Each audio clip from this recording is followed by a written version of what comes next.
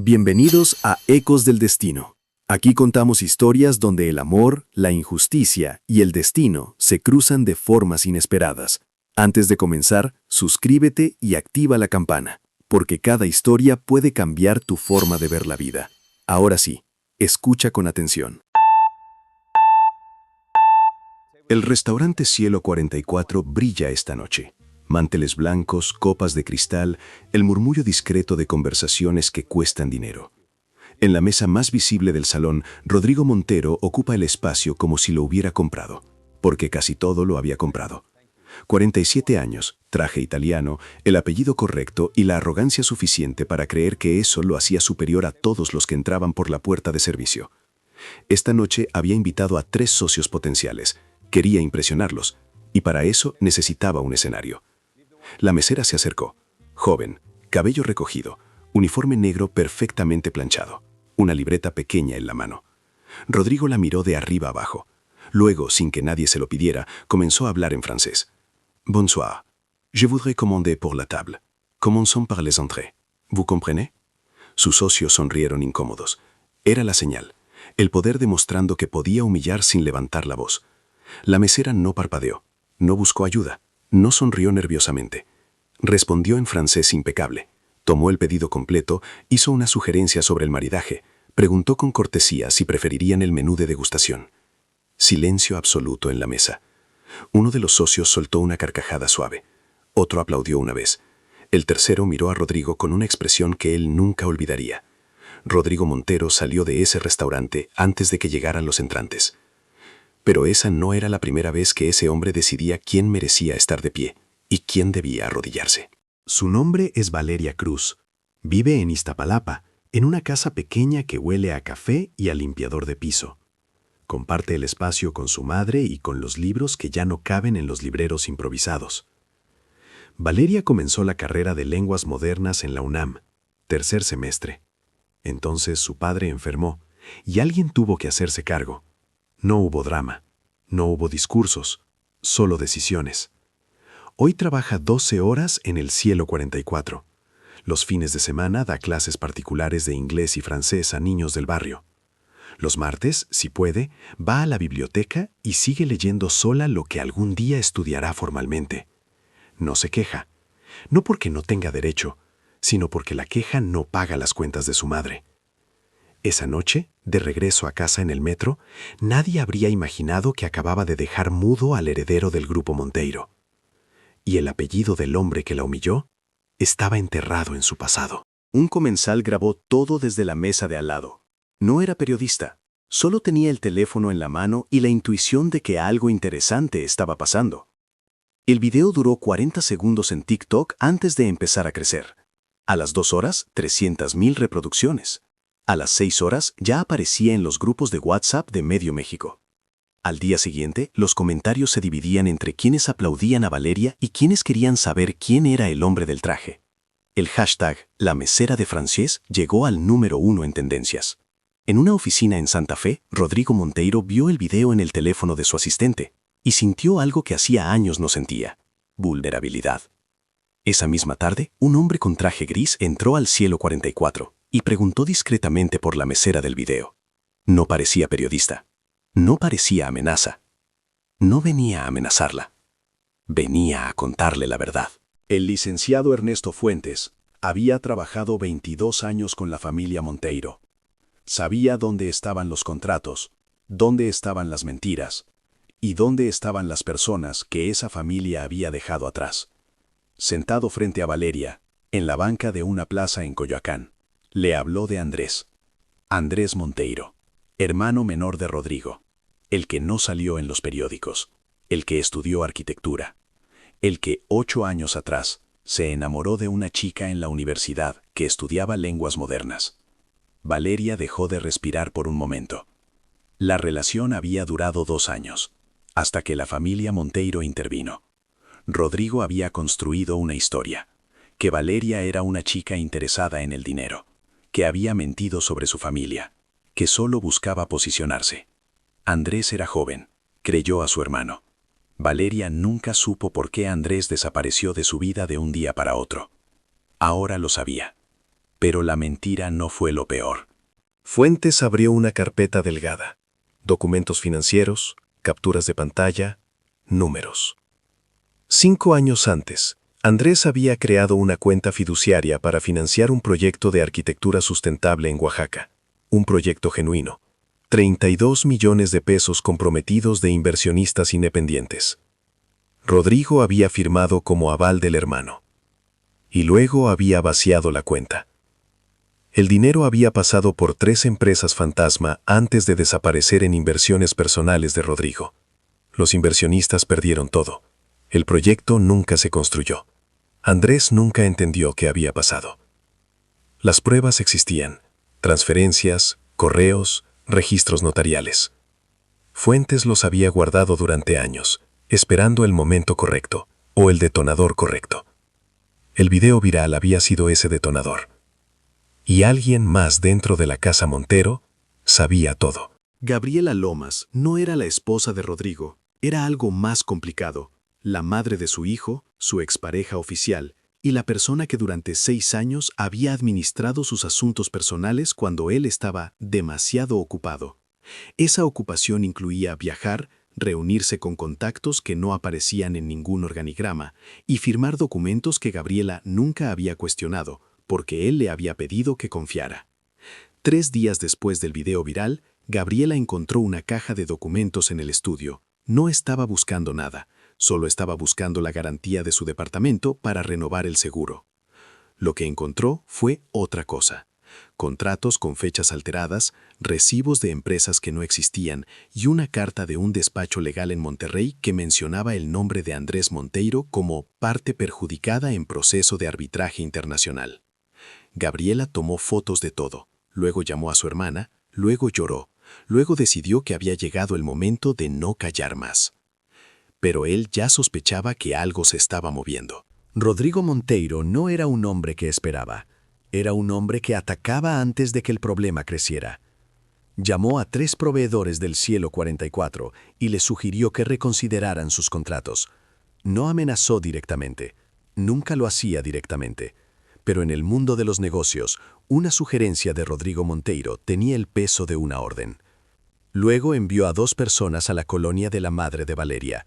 No hicieron nada, solo se estacionaron afuera de la casa, solo miraron, solo estuvieron ahí lo suficiente para que la señora Cruz sintiera que algo había cambiado en el aire de su calle. Cuando Valeria lo supo, no lloró, sintió algo más frío que el miedo. Entendió que el video había dejado de ser una anécdota viral, entendía lo que era ahora. Esta vez no estaba atacando a una mesera, estaba declarando guerra.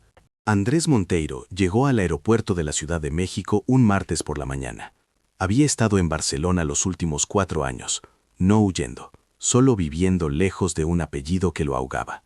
Fuentes le había escrito 3 semanas antes, le había contado lo del video, le había contado lo de Valeria, y le había enviado los documentos sobre la cuenta en Oaxaca. Andrés tardó 2 semanas en decidir volver. Se reunió con Valeria en una cafetería en La Condesa. Fue una conversación larga y difícil. Hubo silencios que duraron más que las palabras. Hubo cosas que ninguno de los dos sabía cómo decir.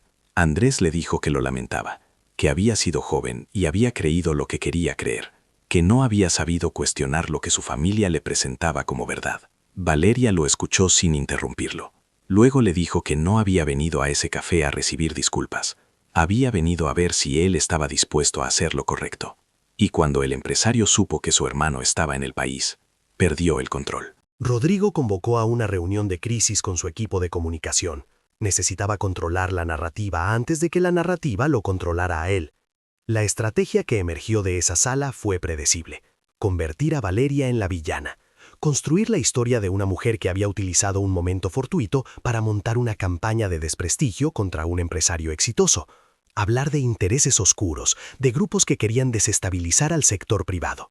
Convocar una conferencia de prensa para el viernes. Rodrigo también filtró información a 2 periodistas de su confianza. Artículos que insinuaban que detrás de Valeria había patrocinadores políticos, que el video había sido planeado, que la mesera no era tan inocente como parecía. Los artículos circularon. Algunos los creyeron, otros no.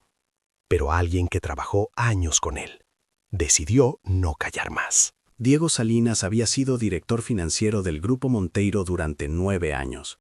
Había visto cosas, había firmado cosas, y había guardado copias de todo, porque en el mundo corporativo que él conocía, la lealtad era una deuda que siempre se cobraba de maneras inesperadas. Cuando vio el nombre de Rodrigo en los artículos que intentaban destruir a una mesera, algo se quebró en él. No era sentimentalismo, era el cálculo frío de alguien que sabía que los imperios caen y que prefería estar del lado correcto de la historia. Contactó a Fuentes, le entregó una memoria USB. Adentro, estados de cuenta originales y alterados, correos que mostraban instrucciones directas de Rodrigo para mover fondos, la firma del notario que había certificado documentos con fechas falsas, el nombre del funcionario de la fiscalía que había archivado la queja de los inversionistas de Oaxaca a cambio de un favor. No era un escándalo personal, era un sistema. Y el escándalo ya no era personal, era corporativo. El salón de prensa del Hotel Marqués en Polanco era el escenario que Rodrigo Monteiro había elegido para recuperar su imagen. 40 periodistas, cámaras de 3 canales, el lugar exacto donde pensaba enterrar el video, el nombre de Valeria y cualquier conversación incómoda sobre sus finanzas. Rodrigo comenzó su discurso. Habló de trayectoria, de legado, de ataques injustos a los empresarios mexicanos que generaban empleo. Llevaba 3 minutos hablando, cuando la puerta lateral del salón se abrió. Entró Fuentes con su carpeta bajo el brazo. Luego entró Andrés, con el paso de alguien que no viene a pedir permiso. Luego entró Gabriela, con una expresión que Rodrigo conocía bien y que nunca había querido ver en público. Luego entró Valeria Cruz. Rodrigo dejó de hablar. El salón quedó en silencio absoluto. Fuentes tomó el micrófono con la calma de alguien que lleva años ensayando ese momento. Los documentos aparecieron proyectados en la pantalla detrás de Rodrigo. Estados de cuenta, transferencias, correos internos con su firma, el contrato fiduciario original y la versión alterada, las fechas lado a lado. Gabriela entregó a los periodistas las copias que había fotografiado en el estudio. Andrés habló del dinero de Oaxaca con la voz quebrada de alguien que durante años creyó haber fallado, sin entender que había sido traicionado. La sala ya no era una conferencia de prensa de Rodrigo Monteiro. Era otra cosa. Y entonces, ella pidió la palabra. Valeria Cruz se paró frente al micrófono. No tenía notas. No necesitaba. Habló con una calma que no era indiferencia. Era algo más sólido. Dijo que no había venido a ese salón a destruir a nadie, que la destrucción ya estaba hecha y que no había sido obra suya. Dijo que durante años había aprendido que las personas como ella, las que entran por la puerta de servicio, están entrenadas para agachar la cabeza y seguir adelante, y que hay momentos en que agachar la cabeza es exactamente lo que el poder necesita para seguir funcionando. Dijo que un idioma no le pertenece a quien más dinero tiene, que el conocimiento no es patrimonio exclusivo de quienes pueden pagarlo, que la dignidad no se compra ni se hereda. Y luego dijo la frase que los micrófonos capturaron, y que esa noche recorrería el país. Intentó humillarme en otro idioma, pero olvidó que la verdad no necesita traducción. Rodrigo Monteiro estaba sentado todavía en el estrado, sin reacción visible. La expresión de alguien que acaba de entender que perdió. La Fiscalía Especializada en Delitos Financieros inició diligencias esa misma tarde. 48 horas después, un juez federal ordenó el congelamiento preventivo de las cuentas del Grupo Monteiro mientras investigaban las irregularidades documentadas. Los socios comenzaron a retirarse, silenciosamente, como siempre lo hacen. Los medios que habían publicado los artículos contra Valeria borraron las notas, algunos sin disculpa, otros con una breve aclaración al final de la página. Rodrigo Monteiro pasó esa noche en su penthouse de Las Lomas, solo, las luces apagadas, el teléfono sin responder, la ciudad extendida abajo como un mapa de todo lo que había creído suyo. En el espejo del baño, por primera vez en mucho tiempo, vio a alguien que no reconocía. 6 meses después, el Cielo 44 tiene lista de espera los fines de semana. El dueño le ofreció a Valeria una sociedad minoritaria. Ella aceptó, con condiciones. Valeria se reinscribió en la UNAM, turno nocturno. Tercer semestre, otra vez. pero esta vez con la certeza de que llegaría al final. Andrés volvió a Barcelona. Antes de irse, se tomaron un café. No fue una despedida romántica. Fue algo más honesto.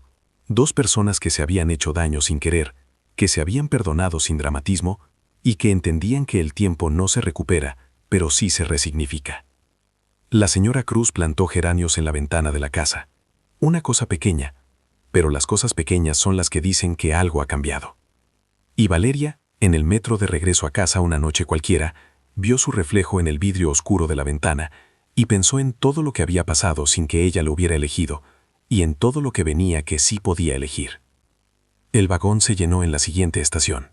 La vida siguió. El poder puede comprar silencio, pero nunca puede comprar dignidad. Porque nadie tiene el derecho de hacerte sentir menos de lo que eres. Si eres una mujer que ha tenido que levantarse sola, este espacio también es tuyo. Y si alguna vez alguien intentó hacerte sentir pequeña, escribe abajo: mi dignidad no se negocia. Y si historias como esta te recuerdan quién eres realmente, suscríbete al canal y deja tu like. Aquí contamos historias donde la dignidad siempre gana.